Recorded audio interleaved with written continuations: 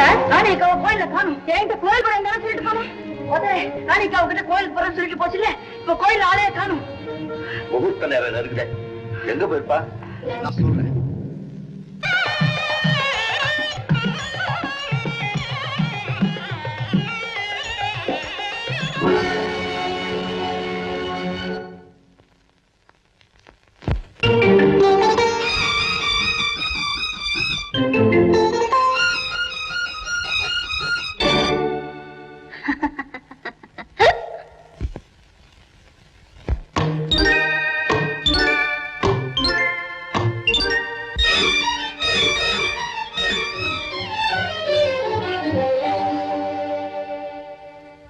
கதை உண்டு ஒரு கதை உண்டு இதன் பின்னே ஒரு கதை உண்டு சொல்லத்தான் நினைத்தது அன்று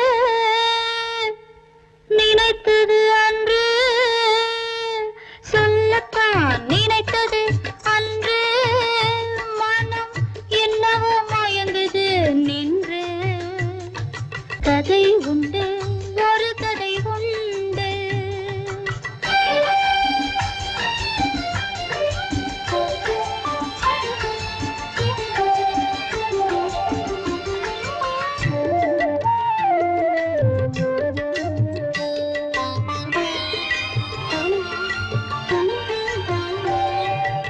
தாய்மையும் தெய்வமும் ஒன்று அது தன்னிகர் இல்லாதது என்று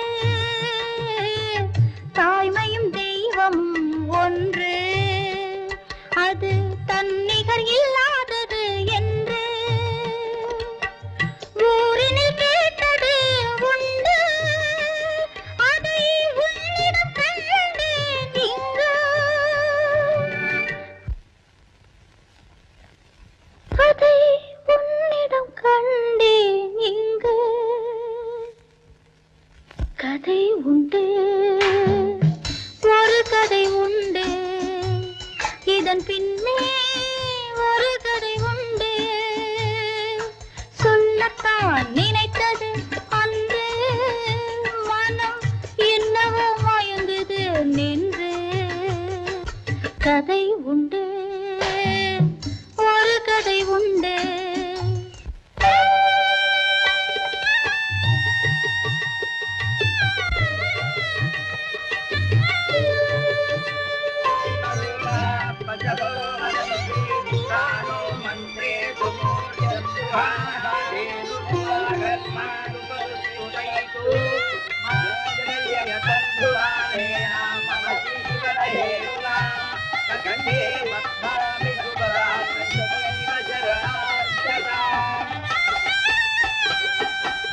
மன்னிக்க வேண்டும் கண்ணா உன்னை மறக்க முடியாது என்னால் மன்னிக்க வேண்டும் கண்ணா உன்னை மறக்க முடியாது என்னால் வழியில் உறவான என்னை நீ மறந்திட வேண்டும் என்னால்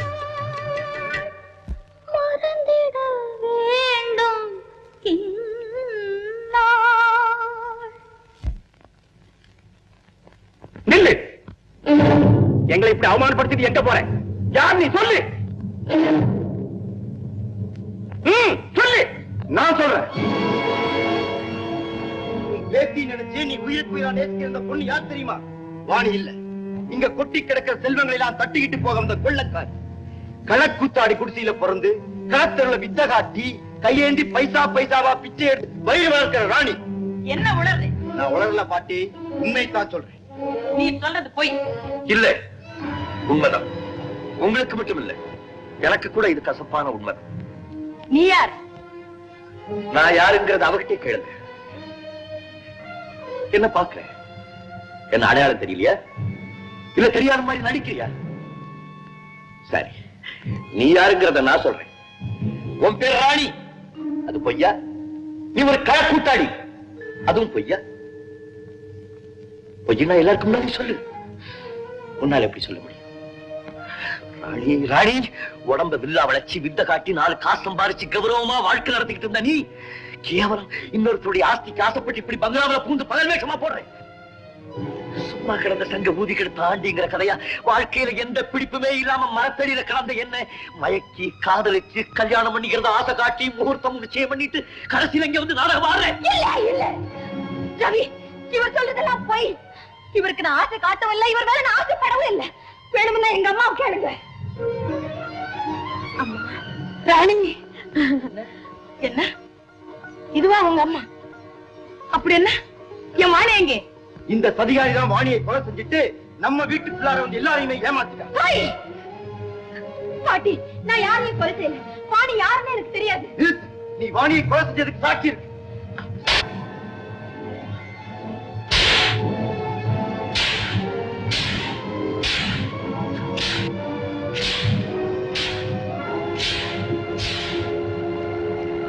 கைது செய்யறேன்.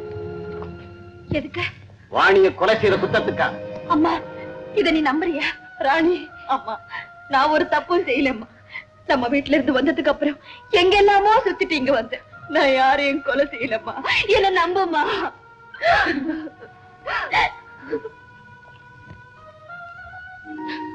ரங்கா, என்னத்தான் உனக்கு நல்லா தெரியுமே, நான் துடுக்குத்தனமா பேசுவேனே தவிர இப்படி ஒரு அற்புதமான காரியத்தை நான் செய்ய மாட்டேன் ரங்கா. நான் செய்யவே மாட்டேன். தெரிஞ்சோ தெரியாமலோ இதுக்கு முன்ன நான் தவறு செஞ்சிருந்தா என்ன மன்னிச்சிடு. ராணி, உண்மையை யாராலையும் மறைக்க முடியாது. உனக்காக நான் ஆண்டவரை பிரார்த்தனை பண்றேன். இன்ஸ்பெக்டர் சார், பொறுப்படுங்க. ஆமா அக்கா, ராணி ராணி ராணி ராணி ராணி ராணி ராணி ரங்கா, ராணி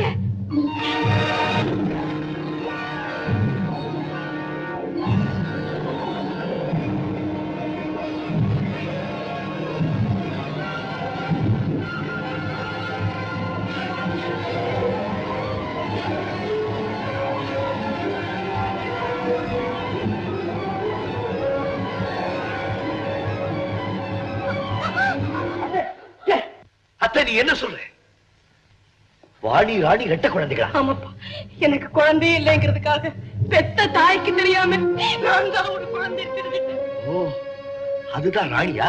ஆமாப்பா, மாளிகையில மகாராணியா இருக்க வேண்டிய பொண்ணு கேவலம் இந்த குடிசைக்கு கொண்டு வந்ததும் இல்லாம பாவி நானே போலீஸ்ல பிடிச்சு கொடுத்துட்டேன்ப்பா.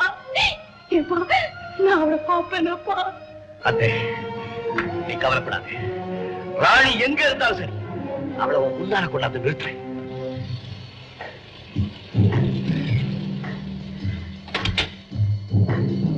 ராணியம்மா செவத்துல மோதிக்கிட்டாங்க. நெத்தியில அடிபட்டு ரத்தம் கொட்டு. அப்படியா? நீ போய் டாக்டர் கூட்டிட்டு வா.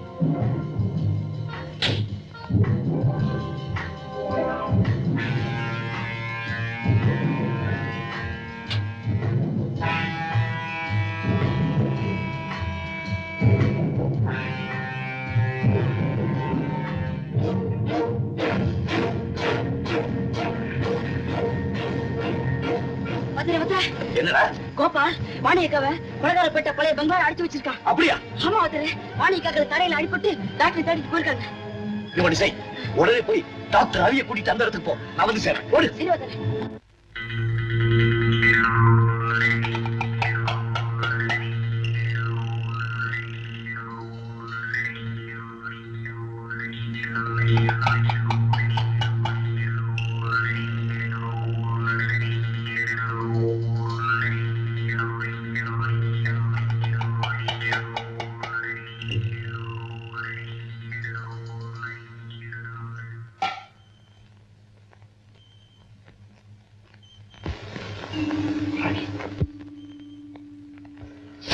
ராணி,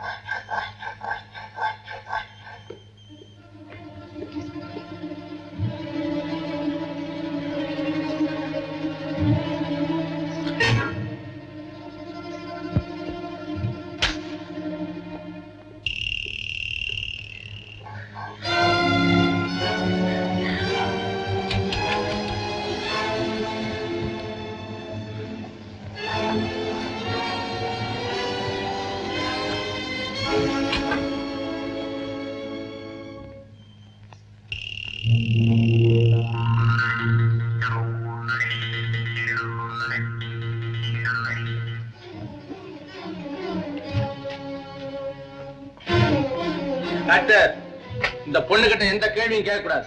காயத்துக்கு மருந்து போட்டு மரியாதையா போயிடும். சரி. ஏண்டா முட்டாள், உனக்கு இவன் தான் கிடைச்சானா? இந்த ஊரை வேற டாக்டரே கிடையாதா? இல்ல சார், நாங்க கேட்டு பக்கத்துல போகும்போது இவர் வந்தாரு.